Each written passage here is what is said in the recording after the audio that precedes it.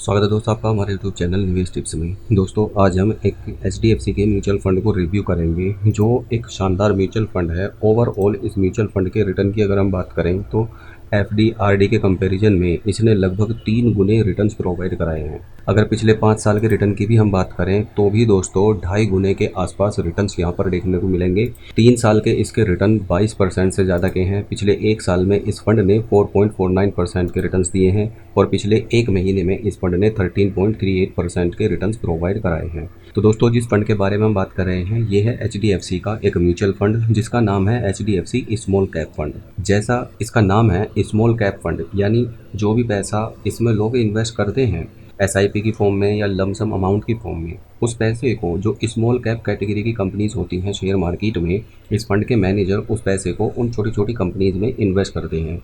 और छोटी कंपनीज के अंदर दोस्तों पोटेंशियल बहुत ज़्यादा होता है ग्रोथ का। यही कारण है कि स्मॉल कैप फंड अक्सर दोस्तों हमें 20%, 18% या 25% तक के रिटर्न्स प्रोवाइड कराकर दे देते हैं। इस फंड की एक एनएवी का प्राइस 78.44 रुपीज़ है। रेटिंग इसकी 3/5 है। फंड साइज इसका 11,700 करोड़ से भी ज़्यादा का है। मिनिमम आप इस फंड के अंदर 500 रुपये से शुरुआत कर सकते हैं मंथली बेसिस पर। किसी भी म्यूचुअल फंड के अंदर आप दो तरह से इन्वेस्टमेंट कर सकते हैं, या तो आप छोटा छोटा अमाउंट एसआईपी की फॉर्म में मंथली बेसिस पर करते चले जाएं, यानी 500 रुपये से लेकर आप 1,000 रुपये, 2,000 रुपये, 5,000 रुपये, जितना आपका बजट हो उतना पैसा आप इन्वेस्ट कर सकते हैं। तो ये एसआईपी फॉर्म होती है। दूसरा तरीका होता है कि अगर आपके पास में लमसम पैसा है तो आप वन टाइम इन्वेस्टमेंट करके छोड़ दें। अगर आप वन टाइम इन्वेस्टमेंट करके छोड़ेंगे तो उस केस में दोस्तों आपको जितना फंड रिटर्न प्रोवाइड कराएगा उसी हिसाब से आपका पैसा कंपाउंड होता चला जाएगा। अब जैसे मैंने इस फंड का आपको दोस्तों पूरी डिटेल बताई है,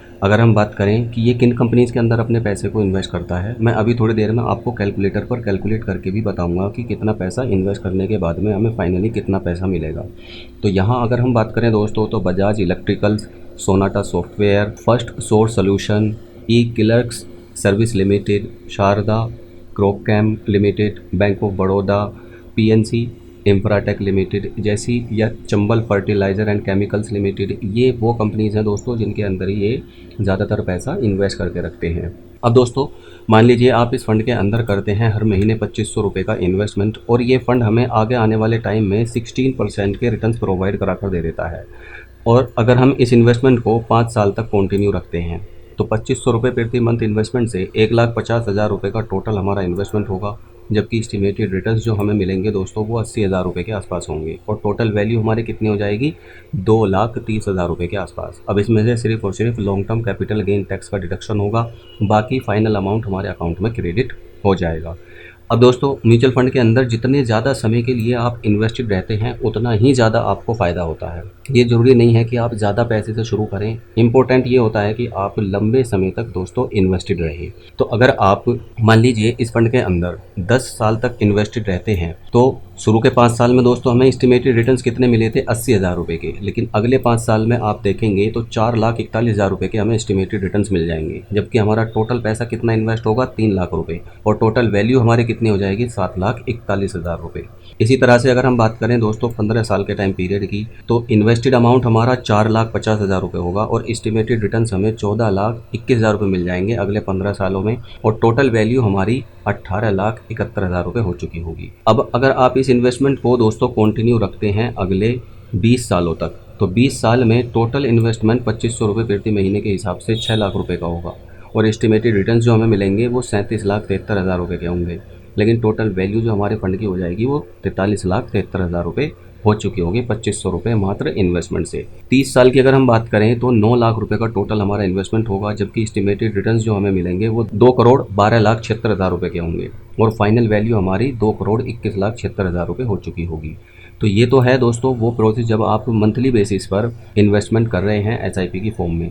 अब मान लीजिए आपके पास में है पैसा और आपने सपोज 1 लाख रुपए का इन्वेस्टमेंट इस फंड के अंदर इन्वेस्ट करके छोड़ दिया, और 16% का इस फंड ने हमें रिटर्न दिया, तो उस केस में 30 साल में हमारा 1 लाख रुपए बढ़कर 85,84,000 रुपये हो जाएगा। अगर हम 25 साल के टाइम पीरियड की बात करें तो 25 साल में हमारा 1 लाख रुपये बढ़कर 40,87,000 रुपये हो सकता है।